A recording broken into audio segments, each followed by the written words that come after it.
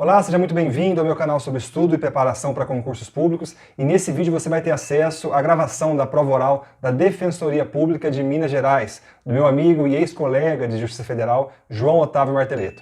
O João trabalhou comigo como analista por 4, 5 anos e agora ele acabou de tomar posse como defensor público aqui no estado de São Paulo. Mas além disso, ele passou também na Defensoria de Minas e de Pernambuco. Tá? Sendo que nessa prova de Minas, que você vai assistir a seguir, ele foi o primeiro colocado da prova oral, com resultado de 99 pontos de 100, resultado excepcional, colocou ele como primeiro colocado na prova oral e terceiro colocado do concurso em geral. Então no vídeo a seguir você vai assistir a gravação das provas de civil, processo civil, penal, processo penal e execução penal, tá bom? Deixe o seu agradecimento ao João, seus parabéns ao João aqui depois e deixe o seu like, a sua inscrição nesse vídeo também, tá bom? E se você quiser receber aqui no meu canal as gravações das outras provas, das outras disciplinas, comenta aqui embaixo também que eu posso colocar nas próximas semanas, tá bom? Um abraço, bom vídeo aí pra você. João Otávio Santiago Marteleto, inscrição 2557568, ponto número 6. Reexame necessário pode ser qualificado como recurso? Excelência, a posição que predomina na doutrina e na jurisprudência é no sentido de que o reexame necessário é uma condição de eficácia da sentença. Não se trata de recurso, segundo a doutrina, por diversos fundamentos. Primeiro, porque não se preenche o pressuposto da voluntariedade dos recursos, ou seja, o reexame necessário é uma medida de caráter obrigatório em determinadas situações previstas no Código de Processo Civil e, portanto, não há um recurso voluntário da parte. O reexame necessário, conforme disposto no Código de Processo Civil, tem lugar em duas situações.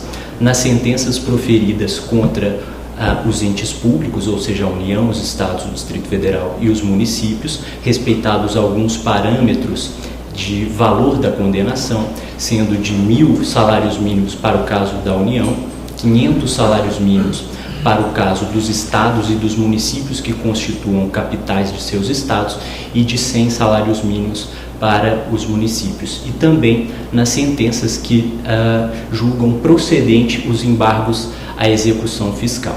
O Código de Processo Civil estabelece algumas exceções ao cabimento do reexame necessário. Uma das principais situações entre essas exceções são as decisões firmadas em precedentes que se qualificam como precedentes de natureza vinculante, como as decisões que se fundamentam em recursos de natureza repetitiva. Nesses casos, o próprio Código estabelece que não se aplica o reexame necessário. Portanto, respondendo diretamente à pergunta, não se trata de um recurso, e sim, de acordo com a doutrina e a jurisprudência, como uma condição de eficácia da sentença, ou seja, uma condição para que a sentença possa produzir todos os seus efeitos. O princípio da dialeticidade recursal, em que consiste e qual a sua finalidade, qual a sua importância? O princípio da dialeticidade recursal estabelece que os fundamentos da decisão recorrida devem ser impugnados de forma individualizada pelo recorrente, de modo a se estabelecer um diálogo entre a decisão recorrida e o recurso, as razões recursais.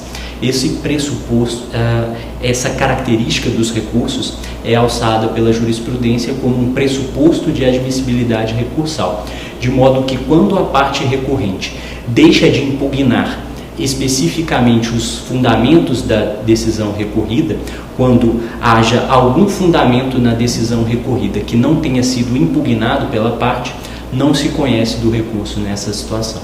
Ok. Estou satisfeito. Muito obrigado. Obrigado.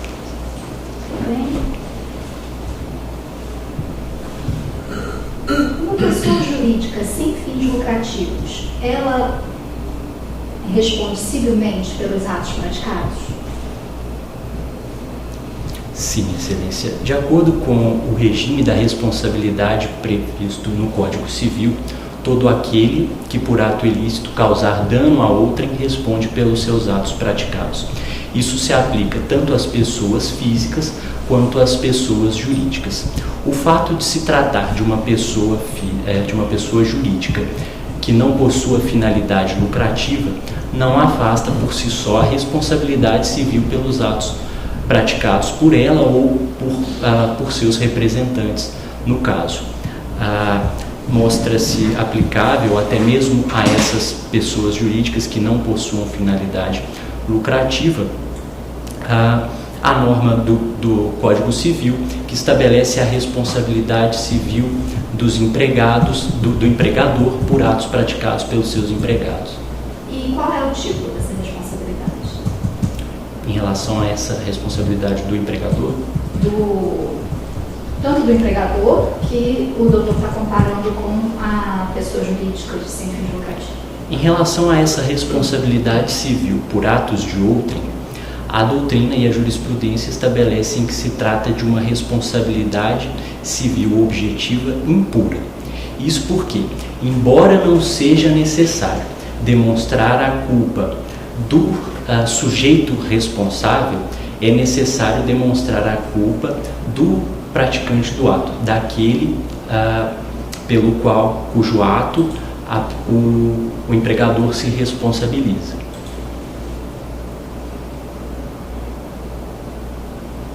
Existe responsabilidade civil sem nexo de causalidade? Excelência, o nexo de causalidade é um pressuposto da responsabilidade civil como uma regra aplicável a praticamente todos os casos. Sabe-se que nas hipóteses de responsabilidade civil subjetiva deve-se demonstrar a conduta, o dano, o nexo de causalidade entre eles e a culpa ou dolo do agente. Já nas hipóteses em que haja responsabilidade civil objetiva, os elementos são a conduta, um dano e um nexo de causalidade entre eles, sendo desnecessário, nesse caso, demonstrar a culpa ou o dolo do agente. Ocorre que em determinadas situações manifestamente excepcionais, como no caso do direito ambiental, admite-se uma responsabilidade civil sem que seja necessária a demonstração cabal do nexo de causalidade entre a conduta e o dano. Recentemente, o Superior Tribunal de Justiça editou uma súmula no sentido de que nas ações que versem sobre o direito ambiental mostra-se possível a inversão do ônus probatório em obediência aos princípios previstos no artigo 225 da Constituição Federal, notadamente o do poluidor-pagador. Ou seja, quando haja uma plausibilidade de que a conduta desenvolvida possa ocasionar um determinado dano, ou seja, quando haja, nessas hipóteses excepcionais, uma plausibilidade do nexo de causalidade, admite-se a responsabilização, mesmo que não haja a comprovação cabal desse nexo. Obrigado. Doutor João, muitíssimo obrigado. Encerramos aqui sua prova oral. Obrigado. João Otávio Santiago Marteluto, número de inscrição 2557568, ponto número 6. João, bom dia. Bom dia. Tranquilo? Tudo em ordem? O que se entende por arrependimento posterior? Excelência, o arrependimento posterior consiste em uma causa de redução de pena, uma causa geral de redução de pena, prevista na parte geral do Código Penal. O arrependimento posterior não se confunde com o arrependimento eficaz, que é tratado pela doutrina como uma causa excludente da tipicidade, respondendo o agente somente pelos atos até então praticados. O arrependimento posterior é o que parte da doutrina alemã chama de ponte de prata, ou seja, permite-se que o agente, por meio da restituição da coisa até o recebimento da denúncia em crimes praticados sem violência ou grave ameaça, que obtenha-se uma redução de pena da ordem de 1/3 a 2/3. De acordo com o Superior Tribunal de Justiça, a escolha do grau a ser aplicado deve observar o tempo o tempo que o agente demorou a efetuar a restituição. Ou seja, quanto mais próximo da prática do crime, maior deve ser o percentual, maior deve ser a fração a ser aplicada no caso do arrependimento posterior. É necessário ainda ressaltar uma certa divergência na doutrina e na jurisprudência em relação à possibilidade de incidência do arrependimento posterior nos casos em que não haja a restituição integral da coisa, ou seja, nos casos em que haja uma restituição parcial da coisa. Para a parcela doutrinária e jurisprudencial que entende por essa possibilidade, essa fração de 1/3 a 2/3 deve observar a integralidade ou não da coisa restituída. Já para quem não admite, não é possível aplicar o arrependimento posterior na hipótese de devolução apenas parcial. Quanto a esse assunto, é interessante ainda fazer uma observação quanto a uma discussão se nos casos de furto de energia elétrica seria possível a própria extinção da punibilidade em analogia ao que prevê a legislação penal tributária, ou se seria possível apenas o arrependimento posterior.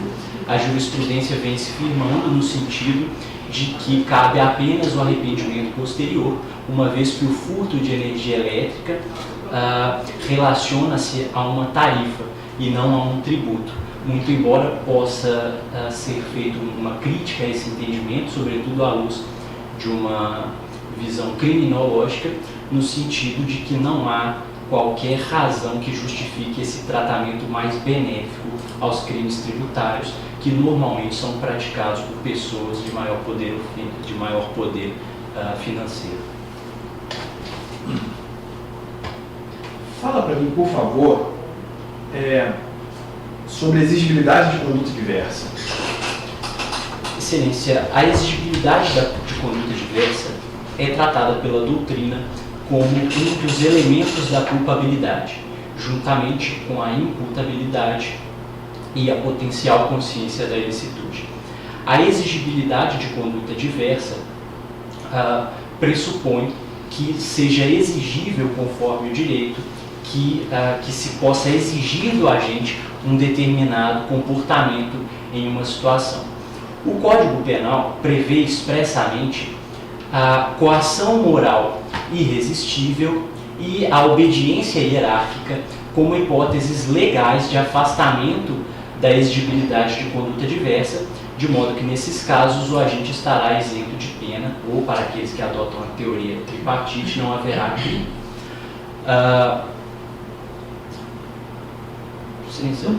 Tá, obrigado.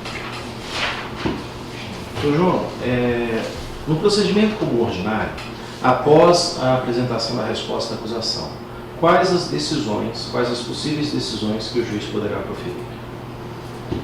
Excelência, esse tema foi objeto de uma reforma legislativa implementada na década de 2000, que passou a prever uma série de condutas possíveis adotadas pelo juiz após a resposta à acusação.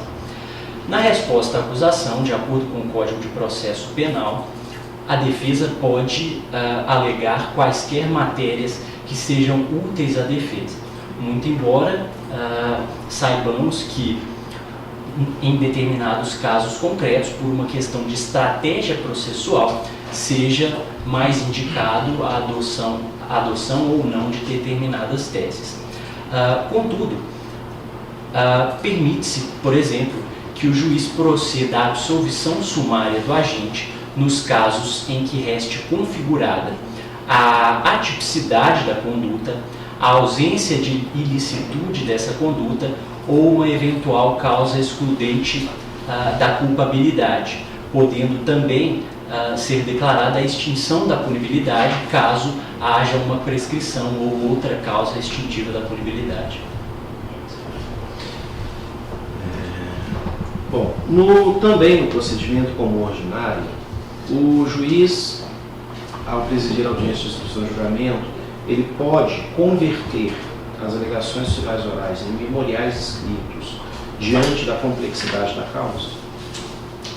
Essa possibilidade é prevista no Código de Processo Penal, que prevê que, como regra, as alegações finais devem ser oferecidas de forma oral, na audiência de instrução e julgamento após a coleta da prova. Contudo, admite-se que, em face da complexidade da causa, sejam estas alegações finais substituídas por memoriais escritos que devem ser apresentados pelas partes primeiro pela acusação e depois pela defesa. Doutor João, por favor, correlacione 3 pontos que eu vou passar para o senhor. O número 1, procedimento administrativo disciplinar de apuração de faltas. O número 2, procedimento judicial para reconhecimento de faltas disciplinares. Ponto número 3, devido processo legal. Excelência, para a aplicação da falta disciplinar no âmbito da execução penal, conforme expressamente prevê súmula do Superior Tribunal de Justiça, é imprescindível a instauração de um procedimento administrativo no qual se resguardem o contraditório e a ampla defesa. Essa necessidade de se observar o contraditório e a ampla defesa é uma decorrência direta da previsão desses princípios no artigo 5º da Constituição Federal.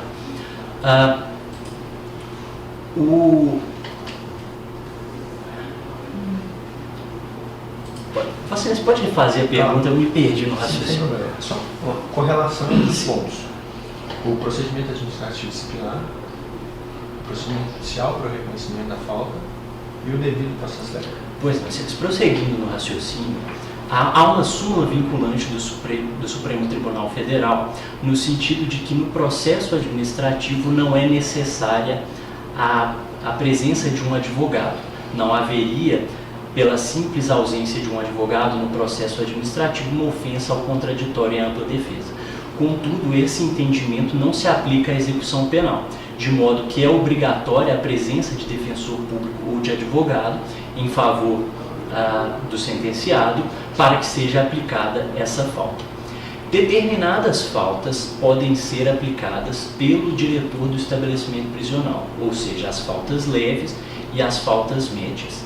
Esse procedimento administrativo se desenvolve perante o diretor do estabelecimento prisional, podendo em algumas hipóteses previstas no REMP ser delegada a outros servidores, e pode o diretor, nessa hipótese, aplicar a penalidade, sem prejuízo, evidentemente, de uma eventual revisão judicial dessa penalidade. Já no caso da falta grave, compete, em última análise, ao juiz aplicar essa penalidade após o devido processo legal implementado por meio do procedimento administrativo. Judicialmente, admite-se, inclusive, a realização de uma audiência de justificação, como uma forma de possibilitar a ampla defesa do sentenciado na aplicação dessa sanção disciplinar, que pode ocasionar diversos prejuízos em seu favor no âmbito da execução, notadamente a interrupção do prazo para a progressão de regime e a perda de até 1/3 dos dias remidos pelo trabalho pelo estudo.